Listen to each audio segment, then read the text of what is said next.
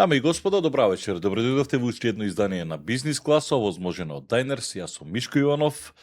Во оваа епизода ви представуваме еден извршен директор на текстилна компанија, човек кој што е дел од организацијата на работодавачи, а ќе говориме за меѓу другото за тој бизнис, зашто текстилната индустрија во Македонија полека но сигурно како да изумира. Дали имаме недостиг на работна сила или пак проблемите се наоѓаат на друго место.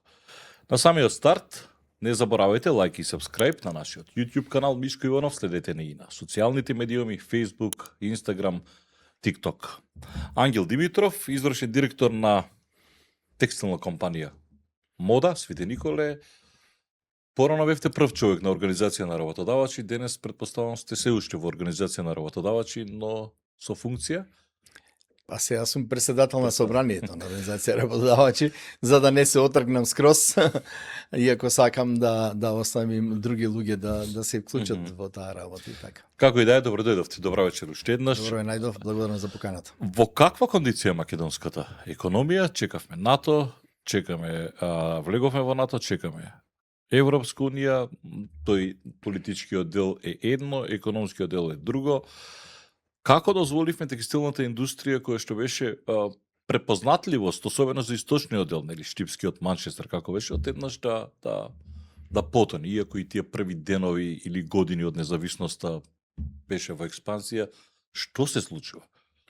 Па вие добро го спомнавте ова првите години од независност, јас сакам да спомнам дека без разлика на лошиот рейтинг што го има оваа индустрија кај нас, као ниски плати и така натаму, таа има одиграно многу голема улога на периодот од самостојувањето на Македонија, затоа што тогаш со многу малку капитал, а ние сите излеговме од еден суднички систем кај што немаше богаташи кои ќе инвестираат големи капитал, али имаше искуство во таа област, така да почна конфекциите фактички одигра голема улога за намалување на невработеноста која тогаш се сеќавате беше на 30% во Македонија. Но како и во Западна Европа и во земите од поранешниот Советски сојуз и другите социјалистички држави, како стандардно растеше, така текстил пропаѓаше, така се случува и кај нас. Зашто пропаѓаше? Затоа Едно време цела Македонија одеше во Штип на Штипинг, одеа во Свети Николе, не знам, Кочани, таму каде што беа конфекциите, особено изразено во Штип од Скопје одеа да шопингуваат затоа што познати текстилни фабрики шие за познатите марки, па се купуваше. Што значи, се случи? суштината е да Македонија никош не успеа лон системот да го замени со собствен производ или собствен бренд.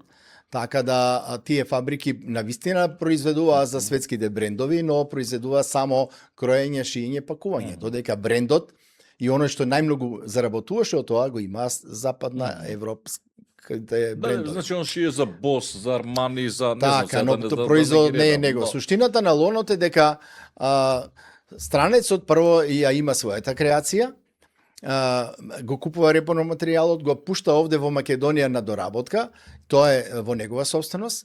Нашите конфекции обезбедуваа царински гаранции за царинските давачки и ги раздолжуваа со испорака на готови производи. Но суштината е дека етикетата, брендот остануваше собственост на странецот. И така да тој учествуваше најмногу во вкупната цена или во продажната цена на тој производ. Лон производството од секојаш се селело во земите со пониски плати, така да денес најголем производител на текстил се Бангладеш, да речеме, или Виетнам, као производител на патики и така натаму, кај што платите се многукратно пониски од нашите.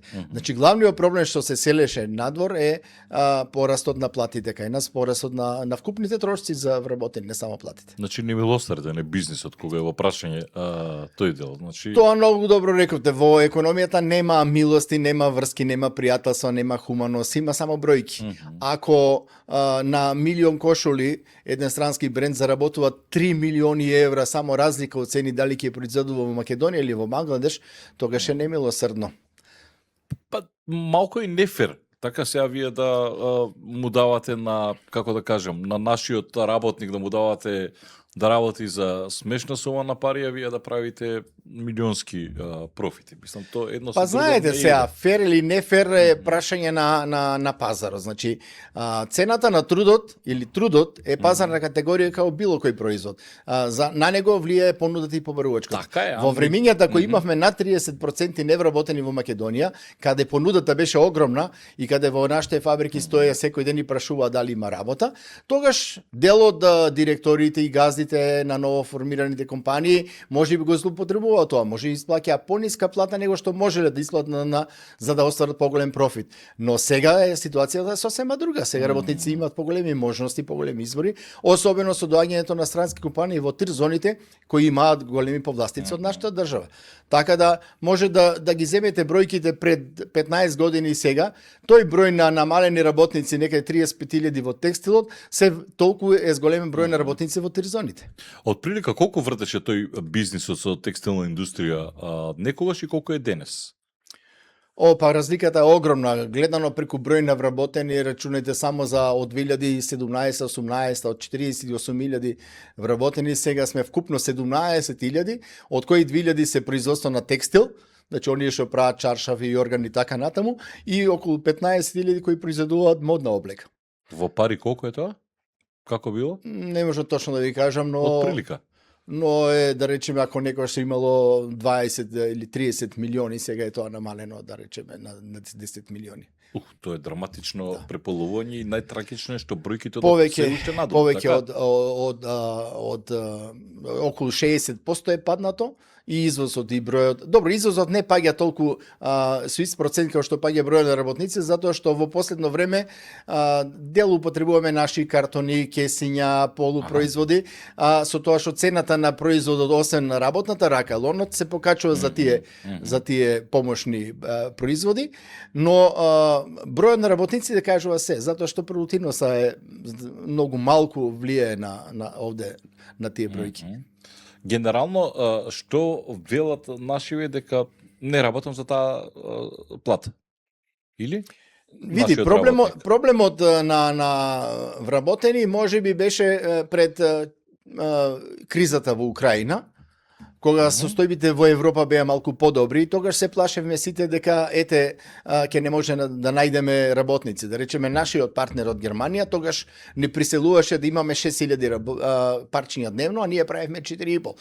Па моравме да даваме награди на некој ако донесе нов работник, па имаме работени преку агенции за времени вработувања, но сега после кризата предизвикана од војната во Украина, ситуацијата е сосема драстична. Значи, покрај тоа се случи огромен пат на побарувачката на текстилни производи во Европа и се случи големата конкуренција од далечниот исток, така да тие два фактора се главни за падот на текстил во Македонија. Значи, Кина и пресуди на македонската текстилна индустрија.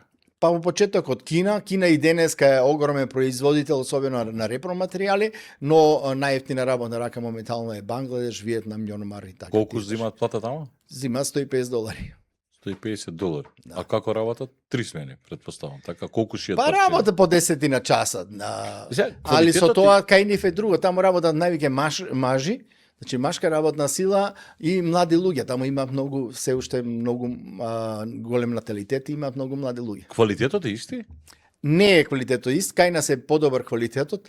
Оние проблеми ние што сме ги имале, да речеме 76-80 година, сега тие ги имаат, учат, но се учи. Се учи. Каде е нефер Европа или тие западноевропски земји? Што не ја понуди таа плата што ја нуди во Бангладеш, например, во Германија или во Англија? Дали некој ќе се нафати да работи?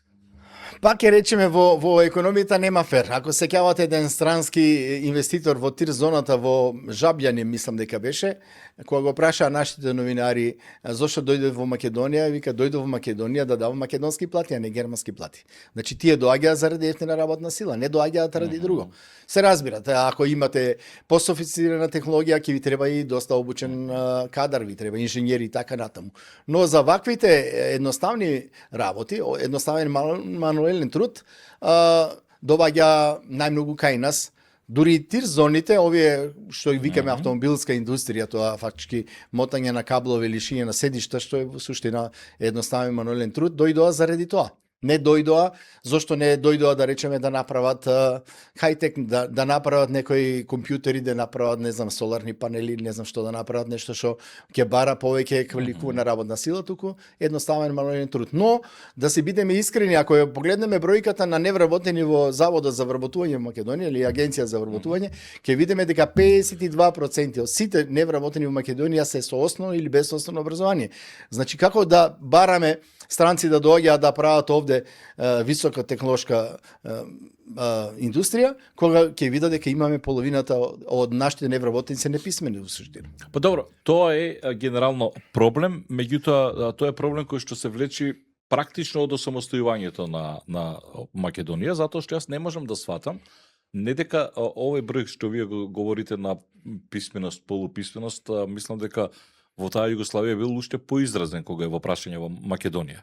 Сега, вие сте имали една македонка, еден Стиво, нели, Штипски, Манчестер, во ред, голем пазар, Југославија, меѓутоа тие извезуваа надвор.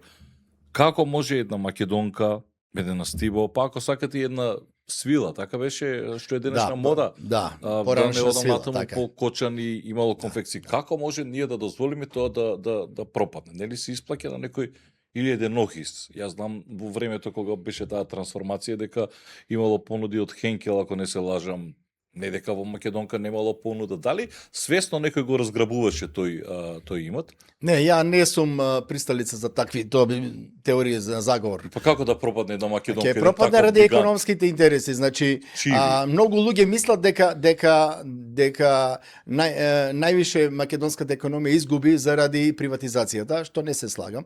Значи, тоа беше во времето на приватизацијата, сеопшта приватизација на првата влада тогаш, која беше врз база на тој Вашингтонски консензус што ни беше понуден од Светска банка и ММФ, за да ги намалиме загубарите како што беше Македонка и така натаму. Но тоа не беше проблемот. Проблемот беше што се растори југословенскиот пазар. Значи, целата она наша индустрија која беше насочена за југословенскиот пазар, кој беше доста заштитен. Ама југословенскиот пазар се растори за Вартекс, се растори за ама пропадне и Вартекс. Сите тие поранешни и Борово пропадне во сега. Добро. Значи сите тие пропаѓаат кои ја нема заштита на југословенскиот пазар. Значи Југославија имаше страшна заштита. Никој не смееше да во увезе ориз додека оризот од Кочани не се продаде. Значи заштита на сопственото производство. Па имаше заеднички бартер аранжмани со другите држави. Ние нешто извезуваме, да речеме, на Дедеро, таму купуваме друго. И тоа беше договорено меѓудржавно. Зашто гледавме надалеко? Ние да извезуваме. Вие споменавте наш бренд. Невозможно ние да немаме наш бренд, па имаше едно време, ако не се лажам, излегуваа модни креатори кои што правеа. И денес имаме ние модни креатори кои што меѓутоа тоа е за пробрана публика и генерално дали се тоа венчаници или луксузни Тоа ќе постои понатаму, ќе имаме и модни креатори, но бројот на комадите што ќе ги произведат ќе бидат не само за сликање на модните ревии, ќе биде ограничен и ќе биде многу мал. Колку е тешко да се создаде бренд? Многу е тешко. Јас лично немам искуство затоа што работам во фабрика која е собственост на странски партнер и тој го диктира фактички работењето, бидејќи неговиот интерес да се обезбеди, тоа напиша и во текот на приватизација која откупи 55% од мода, дека неговиот интерес да се обезбеди сигурен пласма, тоа е сигурно производство на неговите производи. Значи тој немаше интерес да прави бренд македонски, туку неговиот бренд Каза Мода. Мода е акционерско друштво. Да, 55% од акциите ги има Каза Мода од Олдемор од Германија. Што произведувате вие? Машка кошула. Само машка модна кошула. Или... Модна кошула сме и произведували и работна облека и за полиција, за војска, ево сега кога немаме доволно работа прифаќаме и доста работна облека, но во суштина, значи го немам лично искусено проблемот на стварање на собствен бренд. Но моите колеги, посебно од Штип, некои компании, кои најдоброто време на нашиот текстил се обидоа да направат собствени брендови, изгубија големи пари и на крај ништо не успеа. Заклучокот беше дека западноевропските брендови се штитат опасно. И тоа со неформални заштити, не со званична заштита пишана во закон. Значи, ако вие отидете истата кошула со Made in Macedonија да со наш бренд извезете во Европа, таа веруете нема да вреди ни 30% од цената што ќе има еден германски или европски бренд. Добро, ќе ја ставиш колку што вреди еден европски бренд. Нема да ви ја купи никој. Па сега ние во Германија сме гледале кошула на Стиво, на пример. Или Ама не тоа знам. беше во времето на бивша Југославија. Па добро, мислам дека и сега може да се Сега да се види дека сега е Made in некои мои Macedоnia. колеги го откупија брендот Астибо, мислејќи да на тоа дека ете Астибо беше во Југославија познат бренд, добивал награди на сајми во Париз и така натаму, но сега веќе тоа е невозможна мисија. Сега веќе никој нема да ви купи кошула Астибо, ќе купи, се разбира, европски брендови. Дајте ми малку АД Мода. Вие сте таму извршен директор, кои беа златните времиња на АД Мода и каква е сега ситуација? Златните времења беа некаде до 2012-13 година. Од тогаш почна намалување на бројот на работниците. И тоа беше причината едно недостиг на работници, друго трошоците. Значи 2005 година нашиот партнер сакаше зголемување на производството и се одлучи да направи уште една компанија, се викаше Камотекс. Таа вработуваше некаде околу 300 луѓе, а Мода тогаш вработуваше 630 луѓе. Значи вкупно сме биле 930 луѓе.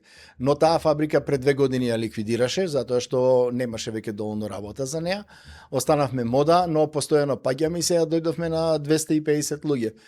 Со тоа што секојдневно имаме притисок заради тоа што неговите добавувачи од Бангладеш се многу поевтини од нас, така да сега произведуваме мустри, фотомустри, прототипови, ситни налози, мали, со многу мали серии.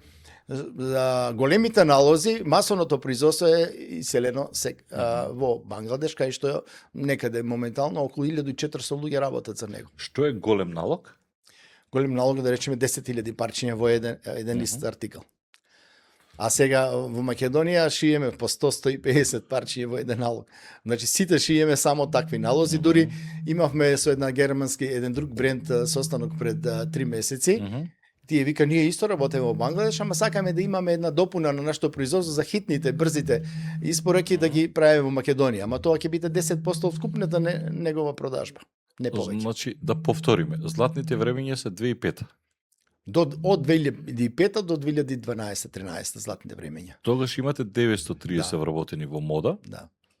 Денес сте 250. тој пат одеднаш се случи или одеше Не, со... постепено. Постепено? Постепено се случуваше. И, има застој сега или уште оди надолу? Ако ги гледате бројките на целата текстилна индустрија во Македонија, значи тој пат од 2012 нааму, а сега ќе спомнам дека 2010 е прв пат донесен законот за минимална плата, кој изврши притисок полека да се качуваат платите. Иако првиот закон за минимална плата беше доста внимателен и платата на ниво на држава беше 8.050 денари, додека за текстило беше 7.650 за тие три гранки кои во времето на донесување на законот има плати, просечни плати во секторот пониски од републичкиот просек, тогаш кога беше Никола Груевски беше дадена од период од 3 години за усогласување за да можат тие сектори полека да растат, за да не имат проблем во работењето.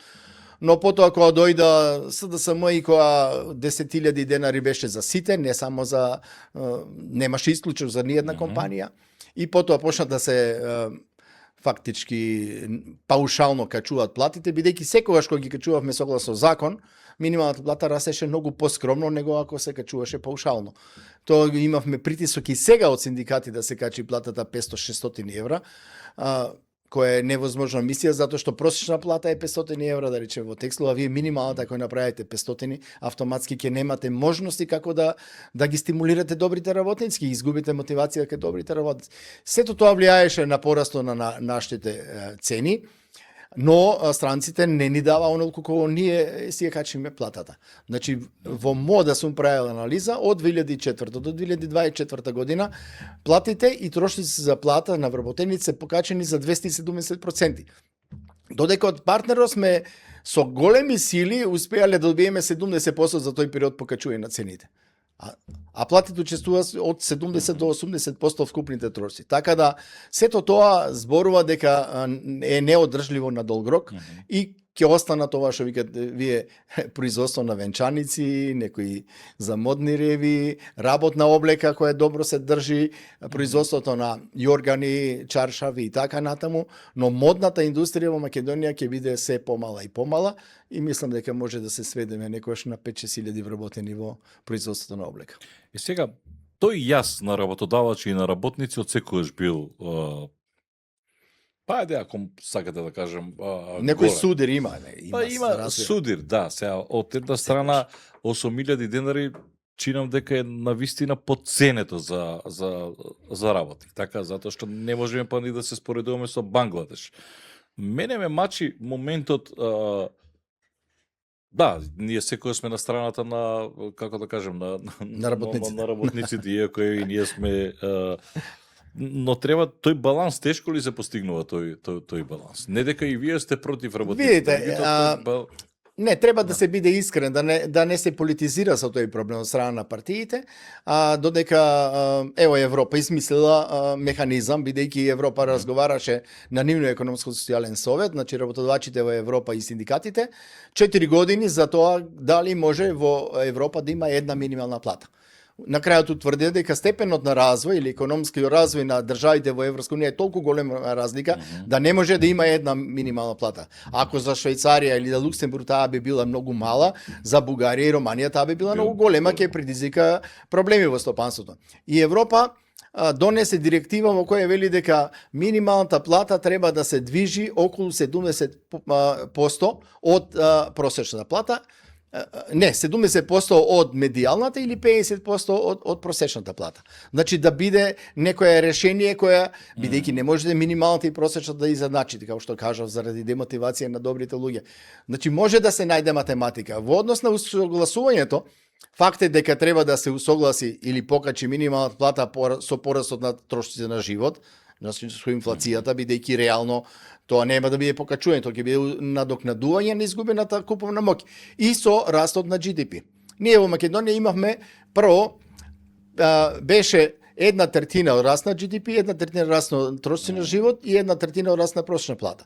Па после се смени тоа и ајде као некоја реформа можем ќе правиме, сега моментално уште важи 50% од растот на трошоци на живот и 50% растот на просечна плата. Иако јас тогаш кога ова се Бетичи беше тогаш вице-премиер, понудив решение да се зголеми за целосно колку што е инфлацијата и целосно колку што е растот на БДП. Затоа што во суштина, ако не сакате да правите економски проблеми, растот на минимална плата мора да следи растот на продуктивноста која се мери преку GDP на жител. Така да има економски критериуми, но знаете, на секој работник секогаш платата му е мала. Тој зборува за неговите потреби, нели? Потребите се неограничени, но тука не може да се каже јајцето или кокошката. Мора прво да се произведе, да се створи доход, па тој доход да се дели. Ете, пари никогаш доволно. Не знам како било во Југославија, знам дека постоеше едно ниво на средна класа што денес ја немаме. Факт дека вие имате мака да бидете на средина помеѓу работници, затоа што како што има кај работниците, така има и кај работодавачите кои што злоупотребуваат и се гледаат да ќарат на грбот на. И тие се на нелојална работниците. конкуренција за нас, така. Јас не можам да сватам. Еве, ние сме земја членка на НАТО. За да обстанат овие текстилни компании. Тетекс пропадна. Не можеме ние кебиње да шиеме за НАТО војска. Не можете вие кошули да шиете за НАТО војска. Не можете да пробиете во тоа НАТО, таму имате барем војска. Некој бенефит да се види, еве, за спас Па на очигледно е дека и кај НАТО тендерите добиват некои човек фирми као кај нас, па потоа барат производители. Ево сега ние барахме за германска, фактички ни бараше една агентура од Бугарија за некој што добил тендер за германска армија да му произведеме 3000 кошули само за вработените во кантините, во кујните на НАТО. Значи, вие директно да конкурирате таму малку потешко да го добиете. Зашто не сме равноправни сега? Ама ние сме равноправни, ние ги немаме капацитетите и ги немаме фактички тие врски, контакти што ги имаат тие. Ама од некаде Исто мора као да се кај нас постигне. што се Можеме добива. ние сега затвараме компании, нешто мора но да се би направи. било така. добро ние барем да го произведуваме тоа. Иначе ние може да си купиме материјал од Кина. Доволно имаме знаење за креација и така натаму во Македонија веќе постојат и компании Така, кои да, имаат тоа зборувам, да. 3D дизајн кои може да го тоа се дизајнира, да ги направат шаблоните и да се произведе во Македонија. Но пак ќе кажам, си постои таа некоја неформална заштита, за европјаните е многу по-логично тоа да биде германска компанија која ќе им дава на нас трошките, а додека заработката ќе остане кај нив. Па добро, кај нас и трошки да некој се заработка, меѓутоа сега ние можеме во Јас барем мислам дека можеме во тој НАТО, па ако сакате и во Европска унија. Бидејќи кога разговарав со EAM, тие работат и шијат, односно штампат за не знам, Lidl, знате, Mercedes, Да, тие прават мајци најмногу со штампа. за големи компании, И така прават што пазарот е отворен, не можеме од ние материјал, да одиме по тоа сега. Знаете, тој пазар е многу изострен и тие се штитат, нормално е дека се штитат и јас се сеќавам Хрватија кога влегуваа во Европската унија, па какви се и местенки се прави, меѓутоа не значи тоа дека ние сега треба да отстапиме и сега ќе го затвориме Детекс, па ќе ги затвориме, не знам, Македонка, Стивот и така не работат веќе, освен брендата Стиво стои, меѓутоа не знаеме или не сакаме да го користиме тој момент, или као некој да не влегуваме во теорија на заговор. Мене ми е малку чудно што пропаѓаат толкави гиганти. Јас сум дете од Штип, кој што знам како изгледало од училиште кога не носеле, како се правел памукот, како тоа сето тоа се изгледало. Да, тоа е малку и носталгија, но па знаете. не е мислам, носталгија, останува впечатокот дека некој искраде све, го обезвредни имотот и сега EAM сакаше да произведува од памук до готов производ. И јас па мислам дека пробува. Ама не успеа. Зошто не? Сега пак садат. Нема да можат од памук да направат. И ако направат, тоа ќе биде прескапо. Затоа што немате економија на обем. Значи, ако сте виделе на YouTube имате видеа на кинески ткачници и предилници кај што нема луѓе. Се е автоматизирано, се е роботи.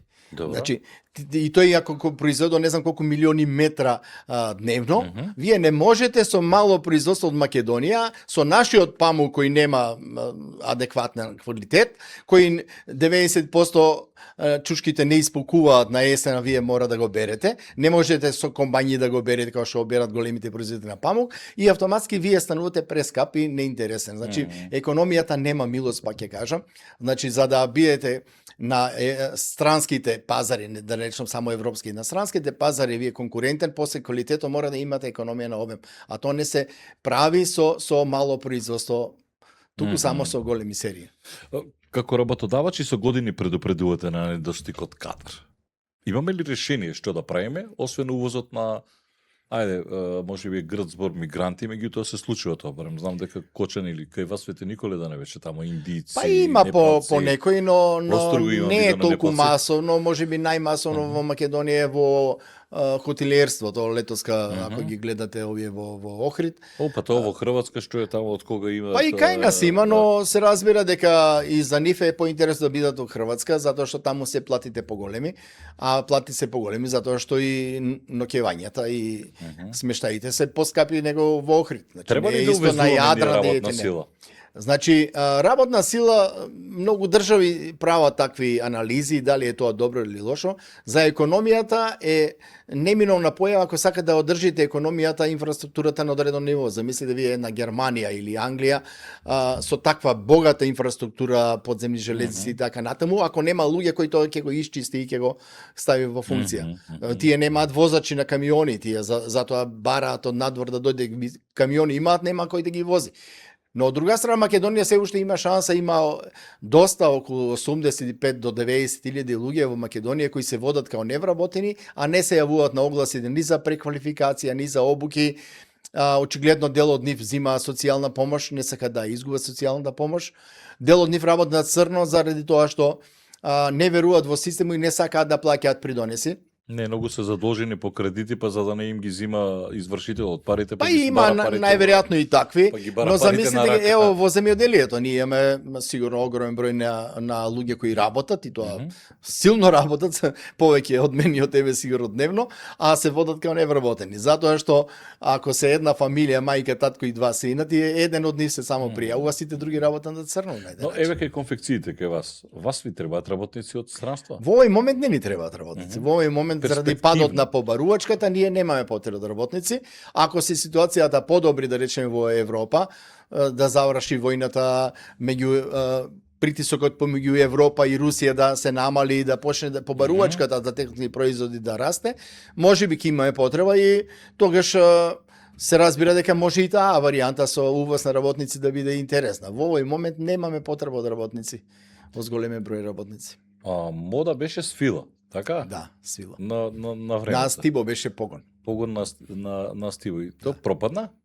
Не, па мода се трансформираше после со Аха. законот за здружен труд во ОЗТ на трготекстил, сложната Ама тогаш што организација на трудот. произведуваше мода во тоа време во Југославија? Почетокот на мода не е со конфекција, туку со јамболи, Аха. крзнени јамболи и конфекционирани на јамболи. Гледате тој Тито А како мислел потоа- на сите давал работа. Си викал дај овде да дадеме. Тито беше гениалец, фактички ги симна од целата работниците од чизмите ги собуа и опинците облече Ма, кондури, пазете, тоа е направи стратегија, станови, вие- направи све. Да, И ова кога школа зборевме отвори. сега за стандардот тогаш и сега, не дека тогаш луѓето заработуваат многу повеќе и беа побогати, но суштината беше имаше заеднички висок заеднички стандард, колективен стандард. А тоа значи бесплатно образование, бесплатно здравство, бесплатна денес. инфраструктура за било што. И денес го имате тоа. Немате вие и на Бесплатно државен образование универзитет имате. мора да платите. Имате бесплатно образование, барем до средно. Така, јас знам дека во Штип не знам, мислам дека уште постои средно текстилно училиште. И тоа беше со намена Да, правено. тогаш и затоа факултетите што- беа бесплатни, не се плаќаше. Па, но во Штип имаше Уписни на педагошка ништо не се академија плаќаше. и имаше рударски факултет. Не е како сега во секој село факултет да има па да... Види, тоа беше сосема друг систем. Југославија градеше собствен пат на социјализам, така наречен самоуправен социјализам, кој не го немаше никаде, не препишуваше од Да никој. не звучиме носталгично. Што градиме ние денес? Освен што не можеме ни тоа што Видите, интердел ние, Тито да го ние, одржиме. ние денес немаме собствена политика и нормално е, ја копираме политиката на Европска Унија, но Европската Унија со оние последни промашаи, така да кажам, што ги прави, не ни носи многу добро. Дури од тоа што сме ние дел од Европа, нормално е да влеземе во Европска Унија, но ако ги видите лидерите кои сега ја водат Европа, не ни се пишува многу добро. Европа изгуби конкурентска способност, значи технологијата, една автомобилска индустрија во Германија која беше носител на извозот на индустријата, сега дојде да кинезите купуваат фабрики на Форд во Германија и произведуваат кинески автомобили. Што Тоа е. значи тоа? Па мораме да бидеме и ние напред со времето, да го читаме времето. Кои реформи во моментот ви се неопходни за бизнисот? Еве као работодавач ја прашам. Најголем недостаток моментално за стварање на добра бизнис клима е нефункционирање на институциите. Значи, ние имаме партизирани институции кои се од една страна немотивирани, со ниски плати, од друга страна уопште не се чувствуваат као сервис на граѓаните и на бизнисот, туку мислат дека одговараат пред лидерот на партијата кој ги вработил, без разлика која партија е на власт. Така да тие институции ако не функционираат, а тоа не сум го ја измислил, читате ги извештаите и на Европска комисија за напредок на Македонија, институциите се нефункционални и мора тамо големи реформи да се направат. Значи, ево сега бев во агенција за вработување, после неколку месеци ќе си оди жената која го одржува IT системот во АВРМ. Никој не се јавува на огласи, затоа што платите се мали. И ако таа жена се замине и тоа нино искуство не го пренесе на новиот вработен, тие ќе имаат колапс на системот. Значи таму мора нешто да се направи. Место двајца, нека се вработи еден со дупло поголема плата, нека се мотивира и нека работи. А ние ги имаме на број многу луѓе, дури се уште имаме луѓе кои не идат на работа да земат плата и тоа Уште има такви? тоа не е одржливо. Уште има такви? Сигурно има, да, сигурно има. А дали државата доволно го слуша гласот на бизнисот, на стопанството? Па знаете, Или само го слуша? на почетокот на секоја влада, тие покушаваат сега, не знам, со реални намери или не, да дојдат во стопанска комора, организација на работодавачи, да ги посетат, да ги слушнат мислењата и тогаш надежда е многу голема кај сите нас. Што се однесува до оваа последната влада, ако ги прочитате програмата партиска и посебно изборната програма сега за последните парламентарни избори, ќе видите дека таа многу добро ги има нотирано сите проблеми на оваа држава. Добро. И ова сега што го зборев за нефункционалните институции, за лошиот квалитет на образованието, за невладење на правото, се е тоа одлично нотир, дигитализацијата која е потребна, која е неопходна за да функционира таа институција, но очигледно реформите не идат со такво темпо како што ние сакаме. Сето тоа полека се кога влезе во тие партиски лавиринти се губи. се закочува. Очигледно дека ние сме заробени од партиите во оваа држава, затоа што партискиот интерес многу често е различен од државниот интерес. Сега, Димитров, со оглед на фактот што сте многу години едно во овој бизнис на челна позиција, Што е она што го научивте од ова повеќе децениско водење? Еве, да ќе кажем, успешна компанија без разлика што е евидентен пат, меѓутоа тоа е тренд. Што го научивте? Дека во бизнисот нема емоции, дека нема бесплатен ручек и така натаму, и така натаму. Тоа е точно, значи и јас ако некој сум правил грешки, сум правил ради тие емоции, кога кажам ама нема смисла, секогаш кога ќе речеш нема смисла, знаеш дека губиш пари. Значи во бизнисот нема смисла. Се има смисла, треба да функционирате као робот, да ги гледате бројките и да одлучувате така, иначе ќе бидете неуспешен. И вие ако ги гледате сите наши најуспешни бизнисмени во Македонија, некој ќе рече арам да му се парите, види каков е, нема емоции, не сожалуване. Не можете да биде сожаллив, а и да имате успешен бизнис. Кои биле најтешките одлуки во вашата кариера? Па ја зборувам, кога најтешки одлуки, кога требало да прогласувам технолошки вишок. Кога треба да речеме од 5 души да изберете еден кој треба да си оди дома. Тоа е најтешката работа. Затоа што колку и да сакате да бидете реален и да направите најдобри критериуми за оценки и да изберете независна комисија, тој што ќе треба да се оди дома, сигурно ќе речете директора ме набрка, нема да рече дека ете јас по тие критериуми сум требало да си одам. Никој за себе нема да каже така. Тешки се тие муабети? Па сигурно дека се тешки, да. Тоа е најтешкото. Иако мојот поранешен директор кој беше, на него му беше најтешко, требаше да вработува. Ама тогаш пошто имаше огромна понуда на работна сила, па ако требаше ние да вротеме 30, се јавува 300. Е вика тогаш ми е најтешко. Сега кој да примам, кој да не примам. Ај сега дојде време, најтешко е кој да набркаш, кој да остане. Времињата се менуваат во економијата, не е никогаш еднаш кажано и крај. Ево, најдобар пример е автоиндустријата во Германија. Да. Кој ќе помислеше пред 15 години дека Мерцедес и Порше ќе пропаѓаат, а ќе растат, да речеме, кинеските брендови. А како се гради доверба кај вработени? Со правичност. Мора да бидеш правични и мора да биде пример. Морате прв да дојдете на работа, после да си отидете, мора и да бидете правични спрема сите, да не фактички некои емоции или врски или пријателства да ви влијаат на одлуките. И сето тоа треба да изгледа да е фино спакувано, претпоставам да не изгледа како експлоатација на работна сила. Па сега ќе ви кажам искрено, значи во Македонија, пошто имаме толку многу сива економија и толку имаме нефункционални институции, толку лошо функционираат и се имплементираат законите, кога ќе кажеш дека јас ги почитувам сите закони, да знаете дека вие сте на вистина не да речам хуман, но дека се исправен, затоа што обврските спрема работодавачите не се мали. Не зборувам само за придонесите. Да речем, ево, ако имате вие некој работен спор, работникот може да напише тужба со два реда, само да каже дека отказот не е согласно закон и крај. Судијата од вас бара, и тоа не ви кажува што докази треба да однесете, да докажете дека тоа било исправно. Целиот товар на докажување е кај вас. Вие, ако испуштите некој документ на првото роче да не го однесете, вие го губите спорот. И судијата ќе рече, не докажа дека е така и така. Значи, не е само тоа. Само земите го закон за безбедно и здравје при работа. Ако се применува секако што треба. Тоа се огромни обврски на работодавачите. Значи, да не зборувам за даноци, придонеси и плаќање.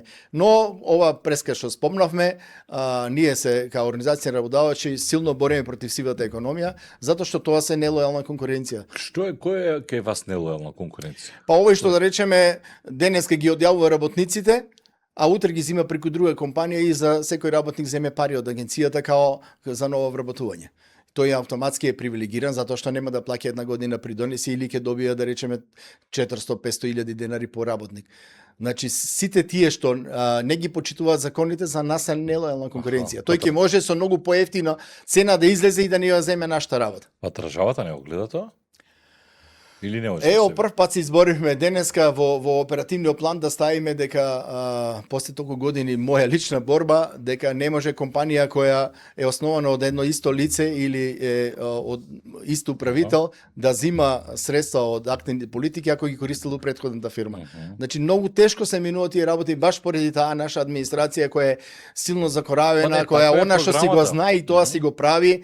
Да, ама програмата пак ја прават администрацијата, јавните службеници. Значи, ако дојде некој министерот сироти, ако прв пат у животот влезе во тоа министерство, и ако нема добра јавна администрација, нема кој да му ги подготви реформите. За жал во Македонија, како што гледам, малку останаа луѓе кои во администрацијата, кои знаат да напишат добар закон, кои знаат да разработат, затоа што овие поискусници се отидоа, млади луѓе способни не сакаат да работат во администрација затоа што за ниски платите, и тоа ќе ни биде проблем. Минатиот пат на заменик министер за економија му реков, вие немате доволно капацитети кадровски да ги правите реформите. Мора да барате од нашите здруженија, од комори, од работодавачи, да ви помагаме, бидејќи ние ги знаеме проблемите на државата. Ние ќе ви помогнеме да се направи закон. Не мора да доаѓа странски експерти со некои проекти за да напишат закон. Така е, некојаш не е ни проблем ни законското решение. Ние имаме закони, меѓутоа проблемот е повеќе во имплементацијата. Не се. Дали домашните фирми се подготвени за европски стандарди, за Европска унија? Честно исклучоци, ние имаме некои кои што веќе работат.